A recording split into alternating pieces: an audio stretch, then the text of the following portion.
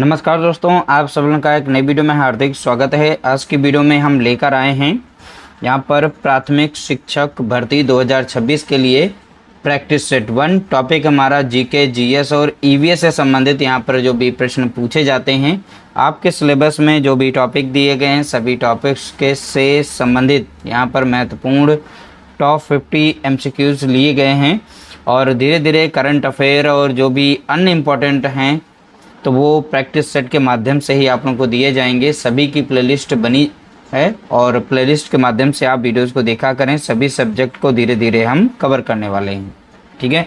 तो चलिए वीडियो को स्टार्ट करते हैं, ज़्यादा समय नहीं लेंगे। मॉक टेस्ट के रूप में सभी को देखेंगे और करेक्ट आंसर अपना सिलेक्ट करके बताएंगे कौन सा आंसर क्या है, ठीक है। क्वेश्चन नंबर 1 का यहाँ पे राइट आंसर अपना बताएंगे। देखिए, भारत में थारू जनजाति मुख्य रूप से कहाँ निवास करती है? तो थारू जनजाति जो है भारत में मुख्य रूप से कहाँ निवास करती है, ये बताना है। क्वेश्चन नंबर 1 का यहाँ पे राइट आंसर, ठीक है। देखिए, इसका 1 का यहाँ पे राइट आंसर हो जाएगा ऑप्शन बी हो जाएगा। उत्तर प्रदेश के तराई क्षेत्र में और उत्तराखंड में भी थारू जनजाति निवास करती है, ठीक है। तो ऑप्शन बी हमारा यहाँ पर राइट आंसर हो जाएगा। अगला प्रश्न देखेंगे, प्रश्न संख्या यहाँ पर है 2। थारू जनजाति के लोग किस त्योहार को शोक पर्व के रूप में मनाते हैं? ठीक है, तो आपको बताना है क्वेश्चन नंबर 2 का राइट आंसर। किस त्योहार को शोक पर्व के रूप में मनाते हैं? तो आप बताएंगे ऑप्शन बी, दीपावली त्योहार को शोक पर्व के रूप में मनाते हैं।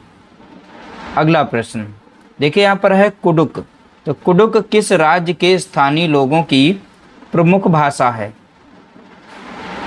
कुडुक एक भाषा है, ठीक है। तो किस राज्य के स्थानीय लोगों की प्रमुख भाषा है, ये बताना है। क्वेश्चन नंबर 3 का यहाँ पे राइट आंसर हो जाएगा ऑप्शन सी, झारखंड, ठीक है। तो राइट आंसर क्या होगा? झारखंड। अगला प्रश्न देखेंगे, प्रश्न संख्या 4। कुडुक भाषा में तोरांग शब्द का निम्नलिखित में से क्या अर्थ होता है? ठीक है, तो तोरांग शब्द का हमें अर्थ बताना है। क्वेश्चन नंबर 4 का यहाँ पे राइट आंसर देखेंगे तो ऑप्शन बी होता है, यानी जंगल। तो तोरांग, ठीक है। तो तोरांग मीन्स जंगल। अगला प्रश्न, चांगपा जनजाति मुख्य रूप से भारत के किस क्षेत्र या केंद्र शासित प्रदेश में पाई जाती है? क्वेश्चन नंबर 5, इसका राइट आंसर है लद्दाख। तो लद्दाख एक केंद्र शासित प्रदेश है, यहाँ पे चांगपा जनजाति निवास करती है। अगला प्रश्न देखेंगे, प्रश्न संख्या 6। चांगपा जनजाति द्वारा पाले जाने वाले विशेष बकरों से कौन सी विश्व प्रसिद्ध ऊन प्राप्त की जाती है? क्वेश्चन नंबर 6 का यहाँ पे राइट आंसर है पश्मीना, ठीक है। तो यहाँ पर पश्मीना ऊन जो है प्राप्त की जाती है। अगला प्रश्न देखेंगे, चांगपा जनजाति के लोग अपने त्रिकोणीय टेंटों को किस नाम से पुकारते हैं? तो इनकी जो टेंट होती है, इसका शेप होता है त्रिकोणीय टेंटों को किस नाम से पुकारते हैं? क्वेश्चन नंबर 7 का यहाँ पे राइट आंसर देखेंगे, इसका राइट आंसर है ऑप्शन बी, रेबो के नाम से जानते हैं। इंग्लिश में आएगा तो इस तरीके से रेबो देखने को मिलेगा। अगला प्रश्न, क्वेश्चन नंबर 8। चांगपा भाषा में देखिए चांग थांग का अर्थ क्या है? जहाँ बहुत कम लोग रहते हैं। देखिए, इसके जो एसएसटी है, सोशल साइंस यानी इतिहास के भी महत्वपूर्ण हम प्रश्न इन्हीं प्रैक्टिस सेट के जरिए हम लेकर आएंगे, ठीक है। तो ध्यान रखिएगा, सभी प्रैक्टिस सेट को अटेंड करना है। क्वेश्चन नंबर 8 का यहाँ पे राइट आंसर देखेंगे तो ऑप्शन बी हो जाएगा, ऐसी जगह जहाँ बहुत कम लोग रहते हैं, ठीक है, उसे चांग थांग कहते हैं। अगला प्रश्न, भारत के किस राज्य में चेराव नृत्य मुख्य रूप से आदिवासियों द्वारा किया जाता है? कौन सा नृत्य है? चेराव नृत्य। इससे बैम्बू डांस, तो बैम्बू डांस के नाम से भी जाना जाता है। ठीक है, बैम्बू डांस। ओके, तो क्वेश्चन नंबर 9 का यहाँ पे राइट आंसर हो जाएगा ऑप्शन सी, मिजोरम। तो करेक्ट आंसर क्या होगा, तो आप बताएंगे मिजोरम। अगला प्रश्न, झूम खेती भारत के किस क्षेत्र में सबसे अधिक प्रचलित है? क्वेश्चन नंबर 10, इसका राइट आंसर है ऑप्शन सी, उत्तर पूर्वी भारत में झूम खेती मुख्य रूप से प्रचलित है। उत्तर पूर्वी, अब जैसे देखिए ये भारत है तो उत्तरी साइड में होगा पूर्वी, तो उत्तर पूर्वी भारत। अगला प्रश्न, अंतरिक्ष में सबसे लंबे समय तक रहने वाली भारतीय मूल की पहली महिला अंतरिक्ष यात्री कौन है? प्रश्न संख्या 11, इसका राइट आंसर है ऑप्शन बी, सुनीता विलियम। अगला प्रश्न, अंतरिक्ष में जाने वाले प्रथम भारतीय नागरिक कौन थे? इसका राइट आंसर है राकेश शर्मा। ठीक है, करेक्ट आंसर राकेश शर्मा। अगला प्रश्न देखेंगे, माउंट एवरेस्ट पर चढ़ने वाली प्रथम भारतीय महिला पर्वतारोही कौन है?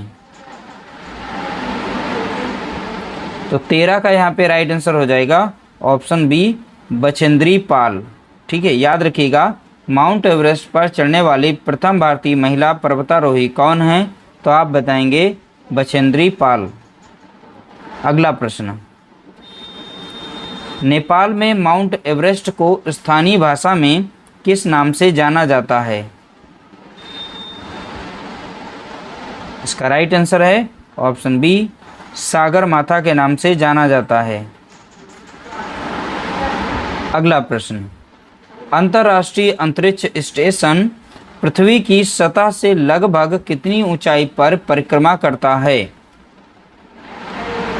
तो 15 का यहाँ पे राइट आंसर देखेंगे, इसका राइट आंसर हो जाएगा ऑप्शन बी हो जाएगा, लगभग 400 किलोमीटर की ऊंचाई पर परिक्रमा करता है।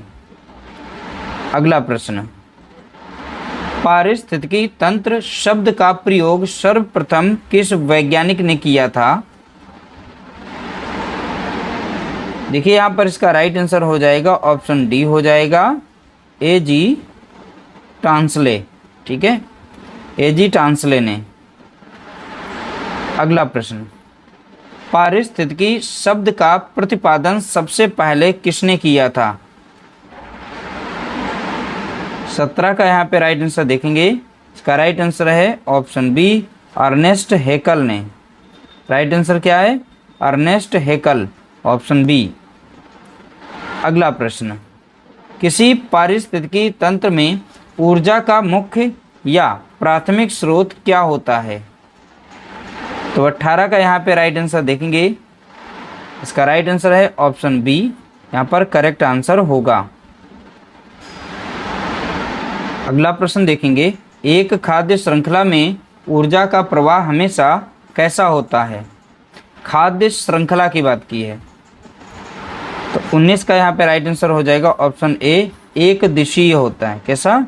एक दिशीय। अगला प्रश्न, पारिस्थितिकी तंत्र में ऊर्जा स्थानांतरण का 10% का नियम किसने दिया था? तो 20 का यहाँ पे राइट आंसर हो जाएगा ऑप्शन बी हो जाएगा, यानी लिंडमैन ने दिया था। किसने दिया था? लिंडमैन ने। अगला प्रश्न, रेड डाटा बुक किसके द्वारा जारी की जाती है? इंपॉर्टेंट प्रश्न है। 21 का यहाँ पे राइट आंसर देखेंगे, इसका राइट आंसर है ऑप्शन सी, IUCN। IUCN, इसका फुल फॉर्म भी याद रखिएगा, international union for conservation of nature. ठीक है, international union for conservation of nature. अगला प्रश्न देखेंगे, प्रश्न संख्या है 22। रेड डाटा बुक में किन प्रजातियों का विवरण दर्ज किया जाता है? तो 22 का यहाँ पे राइट आंसर देखेंगे, इसका राइट आंसर है ऑप्शन सी, संकटग्रस्त और विलुप्त होने की कगार पर खड़ी प्रजातियों का विवरण जो है रेड डाटा बुक में रखा जाता है। अगला प्रश्न, भारत का प्रथम राष्ट्रीय उद्यान कौन सा है? तो 23 का यहाँ पे राइट आंसर हो जाएगा ऑप्शन बी, जिम कॉर्बेट राष्ट्रीय उद्यान, जो कि कहाँ पड़ता है? तो आप बताएंगे उत्तराखंड में पड़ता है। ठीक है, चमोली ज़िले में पड़ता है। किस ज़िले में पड़ेगा? चमोली ज़िले में। फूलों की घाटी कहाँ पर स्थित है? तो आप बताएंगे उत्तराखंड में, फूलों की घाटी। ठीक है, बहुत पूछा जाता है ये भी। उत्तराखंड में कहाँ पर? चमोली ज़िले में। अगला प्रश्न, जिम कॉर्बेट राष्ट्रीय उद्यान भारत के किस राज्य में स्थित है? जैसा कि अभी हमने ऊपर बताया, ऑप्शन बी, उत्तराखंड राज्य में स्थित है। अगला प्रश्न देखेंगे, एक सींग वाले गैंडे के संरक्षण के लिए प्रसिद्ध काजीरंगा राष्ट्रीय उद्यान कहाँ स्थित है? तो 25 का यहाँ पे राइट आंसर हो जाएगा ऑप्शन बी हो जाएगा, असम में। कहाँ पर? असम।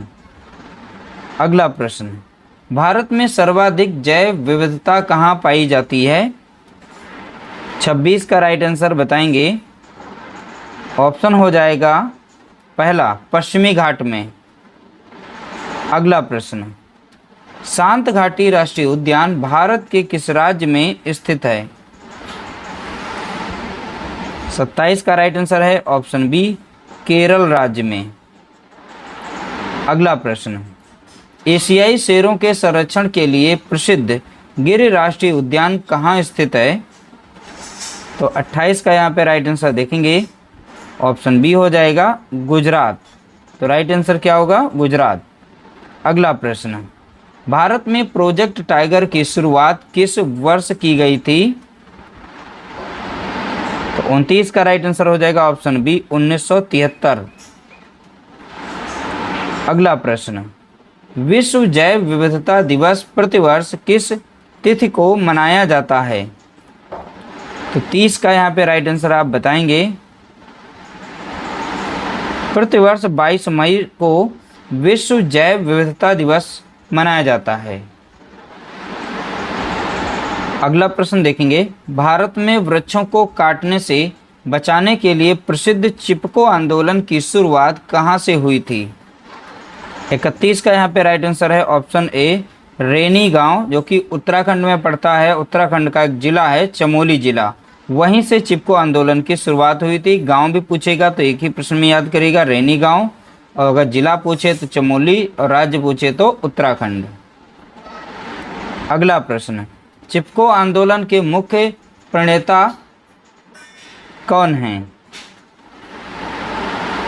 32 का यहाँ पे राइट आंसर देखेंगे, राइट आंसर है ऑप्शन बी, सुंदरलाल बहुगुणा। ठीक है। अगला प्रश्न, ओजोन परत के संरक्षण से संबंधित अंतर्राष्ट्रीय संधि मॉन्ट्रियल प्रोटोकॉल किस वर्ष हस्ताक्षरित हुई थी?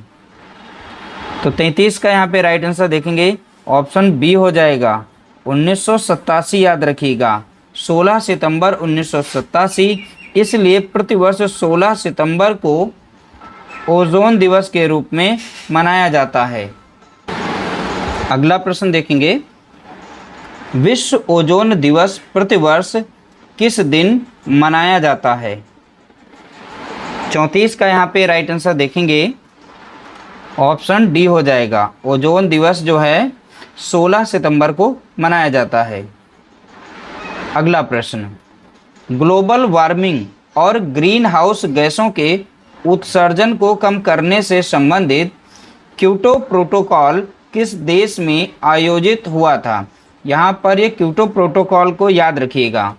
तो 35 का यहाँ पे राइट आंसर हो जाएगा, ऑप्शन बी हो जाएगा, जापान। ठीक है, तो क्योटो प्रोटोकॉल जापान, ये किससे संबंधित है? तो आप बताएंगे ग्लोबल वार्मिंग और ग्रीन हाउस गैसों के उत्सर्जन को कम करने से संबंध रखता है। अगला प्रश्न, पेयजल में कैडमियम धातु के प्रदूषण से कौन सा रोग होता है? तो 36 का यहाँ पे राइट आंसर हो जाएगा, ऑप्शन बी हो जाएगा, इटाई रोग। ऑप्शन बी करेक्ट आंसर होगा। अगला प्रश्न देखेंगे, पारा युक्त दूषित जल पीने से कौन सा घातक रोग हो जाता है? तो 37 का यहाँ पे राइट आंसर बताएंगे। 37 का राइट आंसर हो जाएगा ऑप्शन सी, मिनी माता रोग हो जाता है। कौन सा रोग? तो आप बताएंगे मिनी माता रोग। अगला प्रश्न, बच्चों के पेयजल में नाइट्रेट की अधिकता होने से कौन सी बीमारी होती है? ठीक है, बच्चों के पेयजल में नाइट्रेट की अधिकता होने से कौन सी बीमारी होती है? तो 38 का यहाँ पे राइट आंसर हो जाएगा ऑप्शन बी हो जाएगा, ब्लू बेबी सिंड्रोम। अगला प्रश्न, वायु प्रदूषण का सबसे संवेदनशील और सबसे अच्छा जैविक सूचक किसे माना जाता है? तो 39 का यहाँ पे राइट आंसर हो जाएगा ऑप्शन बी हो जाएगा, लाइकेन। ठीक है। अगला प्रश्न, निम्नलिखित में से कौन सी गैस अम्ल वर्षा के लिए मुख्य रूप से उत्तरदायी है? 40 का राइट आंसर हो जाएगा सल्फर डाइऑक्साइड और नाइट्रोजन ऑक्साइड। अगला प्रश्न, विश्व पर्यावरण दिवस प्रतिवर्ष किस तिथि को मनाया जाता है? 41 का यहाँ पे राइट आंसर हो जाएगा ऑप्शन बी, प्रतिवर्ष 5 जून को विश्व पर्यावरण दिवस मनाया जाता है। अगला प्रश्न, वन्यजीव संरक्षण अधिनियम भारत में किस वर्ष पारित किया गया था? तो 42 का यहाँ पे राइट आंसर देखेंगे ऑप्शन बी हो जाएगा 1972। तो राइट आंसर 1972। अगला प्रश्न देखेंगे, पर्यावरण संरक्षण अधिनियम किस वर्ष लागू किया गया था जिसे छाता विधान भी कहा जाता है? इंपॉर्टेंट प्रश्न है। 43 का राइट आंसर हो जाएगा ऑप्शन सी, 1986। ठीक है। अगला प्रश्न, अंतर्राष्ट्रीय टाइगर दिवस प्रतिवर्ष कब मनाया जाता है? 44 का यहाँ पे राइट आंसर बताएंगे। इसका राइट आंसर है प्रतिवर्ष 29 जुलाई को टाइगर दिवस के रूप में मनाया जाता है। अगला प्रश्न, निम्नलिखित में से किसे पारिस्थितिकी तंत्र का आतंकवादी वृक्ष कहा जाता है क्योंकि यह अत्यधिक जल सोखता है? 45 का राइट आंसर है यूकेलिप्टस। अगला प्रश्न, ग्रीन हाउस प्रभाव के लिए सर्वाधिक उत्तरदायी गैस कौन सी है? 46 का यहाँ पे राइट आंसर हो जाएगा ऑप्शन बी हो जाएगा, कार्बन डाइऑक्साइड और जल वाष्प। अगला प्रश्न, चिपको आंदोलन की तर्ज पर दक्षिण भारत में चलाया गया पर्यावरण संरक्षण आंदोलन कौन सा था? तो 47 का राइट आंसर हो जाएगा ऑप्शन ए, अपिक्को आंदोलन। अगला प्रश्न, भारत के किस राज्य में भीतरकनिका राष्ट्रीय उद्यान स्थित है जो ओलिव रिडले कछुओं के लिए प्रसिद्ध है? तो 48 का यहाँ पे राइट आंसर हो जाएगा ऑप्शन बी, ओडिशा राज्य में है। ओलिव कछुओं के लिए प्रसिद्ध है, तो ध्यान रखिएगा यहाँ पर ये मुख्य पॉइंट है, इसलिए इम्पोर्टेंट ये प्रश्न बन जाता है। अगला प्रश्न देखेंगे, वायुमंडल की किस परत में ओजोन गैस की परत पाई जाती है जो पराबैंगनी किरणों को रोकती है? 49 का राइट आंसर है ऑप्शन सी, समताप मंडल। अगला प्रश्न, किसी खाद्य श्रृंखला में प्राथमिक उपभोक्ता हमेशा किस प्रकृति के होते हैं? 50 का राइट आंसर हो जाएगा ऑप्शन बी, शाकाहारी। तो देखिए, प्राथमिक की बात करेगा, जितने भी प्राथमिक उपभोक्ता होते हैं वो सबके सब शाकाहारी होते हैं। तो इस तरह से हमने टॉप 50 प्रश्न को यहाँ पे देखा है। टॉप 50 की श्रृंखला हमारी कंटिन्यू चलती रहेगी। जितने भी इतिहास के हो गए, भूगोल के हो गए, करंट अफेयर के हो गए, टॉप 50 के माध्यम से आप लोगों को यहाँ पर सीरीज़ में शामिल किए जाएंगे सभी के सभी प्रश्न। तो सभी लोग, आप लोग मॉर्निंग में एक वीडियो को जरूर देखिएगा। प्रैक्टिस सेट जो हैं प्लेलिस्ट के माध्यम से मिलेंगे। वीडियो अगर अच्छा लगा हो तो वीडियो को लाइक कर देना, शेयर कर देना। मिलते हैं नई वीडियो के साथ, तब तक के लिए नमस्कार, जय हिंद, जय भारत।